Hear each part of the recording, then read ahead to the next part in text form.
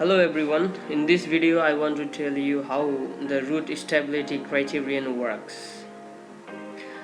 When you are actually solving problems, you would like to know the positions of the roots and hence the stability of the system, actually finding them. So how you actually determine the system is actually stable or unstable?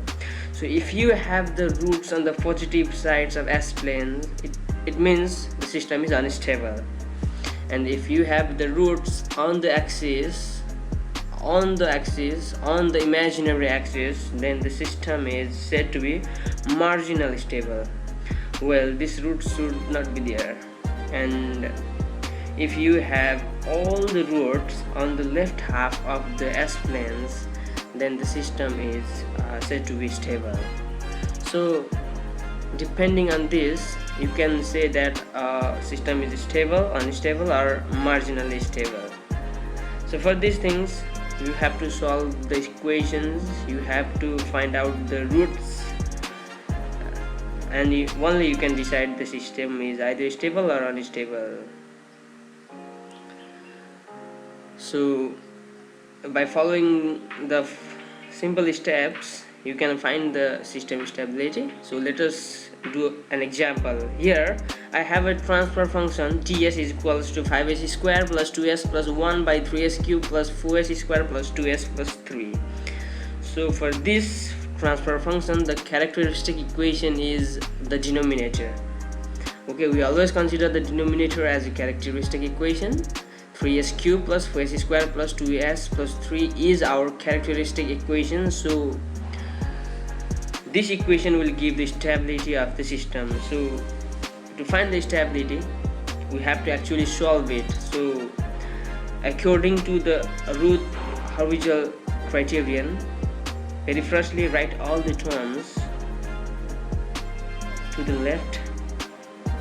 So write down all the terms in the left of the powers like s cube, s square, s1, s to the power 0. Now write down one and leave this one, write the next one and leave this one, and again write the next one.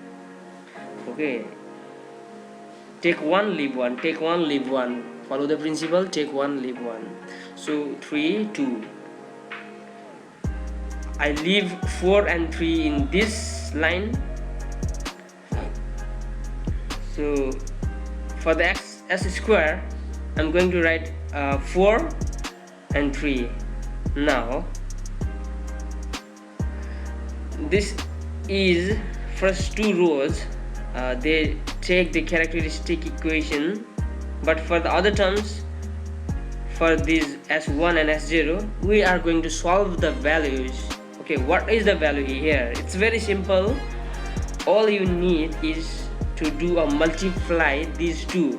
4 into 2, which is 8, minus 3 into 3, which is 9, and again divided by 4.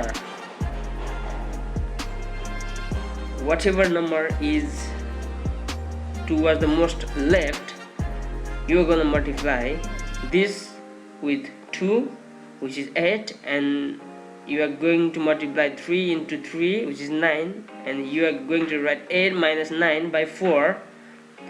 So what is 8 minus 9? That is 1 by 4, minus 1 by 4.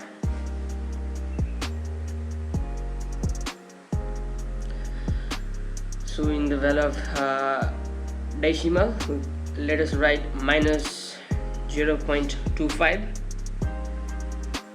So that is 1 value. Now when there is nothing there, you can write a 0 there because it is actually 0. So in the next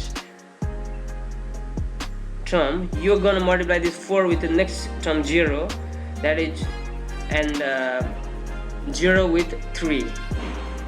We are following the same step but in the another column. So the next thing is 4 into 0 minus 3 into 0 upon 4, which is 0.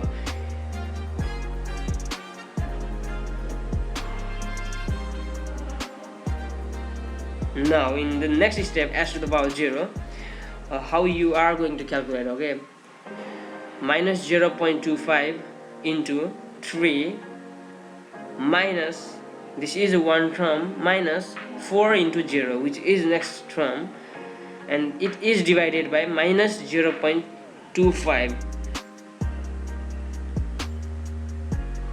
okay, you're going to cut minus 0.25 in and minus 0.25, and the result is 3. Now I need you to look at the first column, that is 3, 4, minus 0.25 and 3. So the only way of telling how many times the sign getting changed, so if you look at 4, the next number is minus 0.25, where the change of sign has been taken place.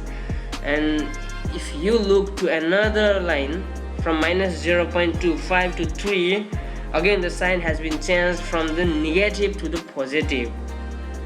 So there are total 2 times change of sign. So the root stability criterion explains that the number of sign changes is equal to the number of roots present in the right halves of the S-plane. So what is that means? That means there are 2 roots in this equation in the right halves of the plane, in the right half of the S-plane, which means the system is unstable. So this is the first case of root stability criterion, and